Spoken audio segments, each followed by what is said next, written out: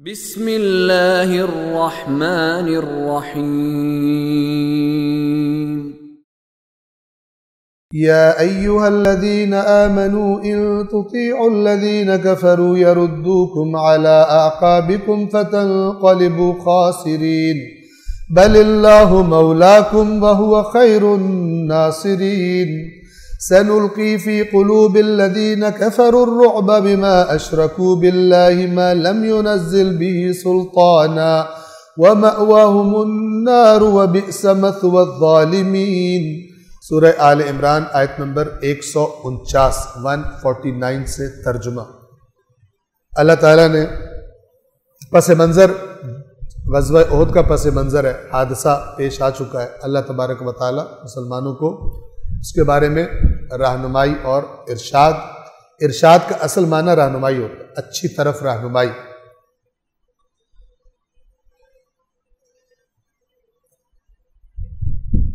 اے ایمان والو، اگر تم نے یا ایھا الذین آمنوا ان تطیعوا الذین کفروا یردوکم علی اعقابکم فتنقلبوا خاسرین۔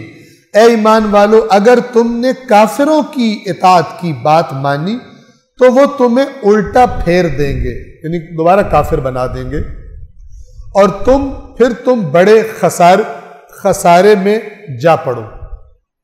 ہوا کیا تھا کہ جنگ احد کے بعد جب کسی کافر کا کسی مسلمان سے آمنا سامنا اتفاقاً ہو جاتا تھا تو وہ ان سے کہتے تھے یار ہم نہیں کہتے تھے نہ لڑو، وہ تم سے طاقتور ہیں، ابھی بھی ٹائم ہے کہ جنگ شنگ نہ کرو، اپنے چپ کر کے جو کرتے رہو، کفار کے ساتھ نہ لڑو، ایسے اپنی جانوں کے دشمن نہ بنو، ایسی باتیں کرتے تھے۔ ضعیف الایمان جو تھے وہ ان کی باتوں سے امپریس ہوتے تھے۔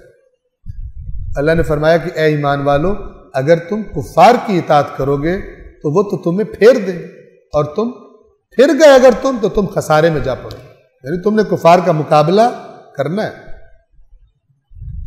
بل اللہ مولاکم، تم سمجھ رہے ہو یہ بڑے، اب اس میں اشارہ ہے کہ تم نے ان کو مولا سمجھ لیا اپنا، یہ تمہارے سرپرست ہے۔ بل اللہ مولاکم، بلکہ تمہارا تو اللہ مولا ہے، تمہارا سرپرست تو اللہ ہے۔ وَهُوَ خَيْرُ النَّاصِرِينَ، اور وہ سب سے بہترین مددگار ہے۔ تمہیں کفار سے ڈر رہے ہو تم، یہ تمہارے دشمن ہے اور یہ فلان کر دیں گے، یہ کر دیں گے۔ بَلِ اللَّهُ مَوْلَاكُمْ وَهُوَ خَيْرُ النَّاصِرِينَ، اللہ تمہارا مولا ہے اور وہ بہترین مددگار ہے، مدد کرنے والوں میں سے سب سے بہترین ہے۔ کیا مطلب؟ یہاں پر یہ مدد کرنے والوں سے کیا مراد ہے؟ تم کفار کو مددگار بنا رہے ہو، سمجھ لو انہوں نے تمہاری ہیلپ کی تب تم بچو گے۔ واللہ خیر الناصر، اللہ جیسا مددگار کون؟ اللہ بہترین مددگار ہے۔ سنلقی، وہ مدد کیسے کرتا ہے؟ سنلقی فی قلوب الذین کفروا الرعب بما اشرکوا باللہ ما لم ينزل به سلطانا وَمَأْوَاهُمُ النَّارُ وَبِئْسَ مَثْوَى الظَّالِمِينَ، اور ان قریب ہم کافروں کے دلوں میں رعب بٹھا دیں گے۔ یہ اللہ کی ہیلپ ہوتی ہے۔ کیوں بٹھا دیں گے؟ اس وجہ سے، اس سبب سے جو انہوں نے اللہ کے ساتھ شرک کیا ہے، جس کی اللہ نے کوئی سند نازل نہیں کی۔ اللہ نے کہا انہوں نے فلانے کو شریک، فلانا بھی اللہ کے ساتھ ہے، فلانا بھی اللہ کے ساتھ یہ کام کرتا ہے، شریک بنا دیا انہوں نے۔ اس کی وجہ سے، اس شرک کا نتیجہ ہے ان کے دلوں میں ہم تمہارا توحید پرستوں کا یعنی رعب ڈال دیں گے، ان کے دلوں میں رعب بٹھا دیں گے۔ وَمَأْوَاهُمُ النَّارُ، ان کا ٹھکانہ جہنم ہے۔ وَبِئْسَ مَثْوَى الظَّالِمِينَ، اور ظالموں کا ٹھکانہ کتنا برا ہے۔ یہ جو آیت اللہ نے نازل کی، اس کا جو پریکٹیکل اثر تھا وہ کیا ہوا؟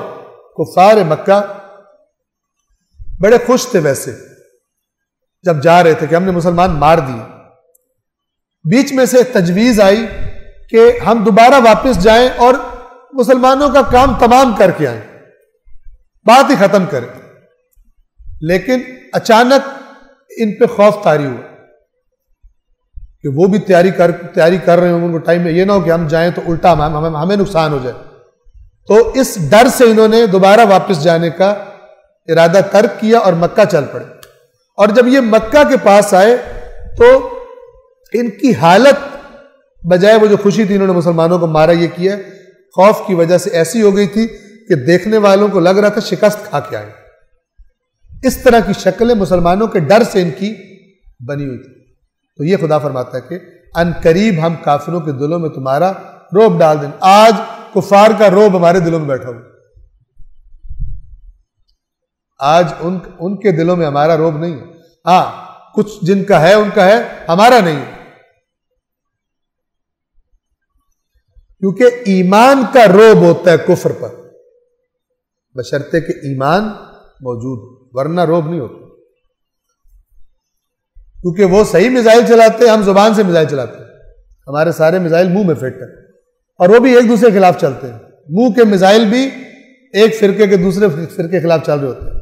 تب کفار کی باری آتی ہے. صدق اللہ العلی العظیم.